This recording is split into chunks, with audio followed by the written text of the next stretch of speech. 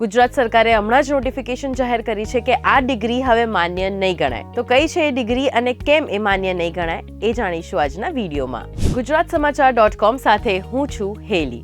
આપણને બધાને ખબર છે કે ભણવાની ઉચ્ચ ડિગ્રી PhD કરવા માટે પહેલા MPhil કરવાની જરૂર પડતી હતી. પણ જો કદાચ તમને ના ખબર હોય તો કહી દઉં, MPhilની ડિગ્રી હવે માન્ય નહીં ગણાય એવું ગવર્મેન્ટે ગયા વર્ષે જ કહી દીધું હતું.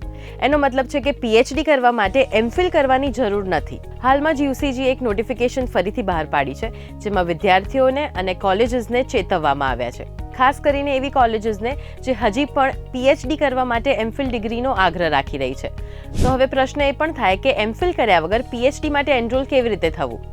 તો જેમને 4 વર્ષ બેચલર્સમાં અને 1 વર્ષ માસ્ટર્સમાં 75% કરતાં વધારે આવ્યા હોય એ લોકો બધા જ એલિજિબલ ગણાશે PhD માટે. તો અત્યારે ઓલરેડી જે લોકો MPhil કરી રહ્યા છે એમનું શું? જે લોકો અત્યારે ઓલરેડી કરી રહ્યા છે એ બધાની ડિગ્રી માન્ય ગણાશે. આ વર્ષનો કોર્સ પૂરો કરવા માટે મંજૂરી આપવામાં આવશે. પણ MPhilના કોર્સ માટે નવી ભરતીઓ હવે નહીં થઈ શકે.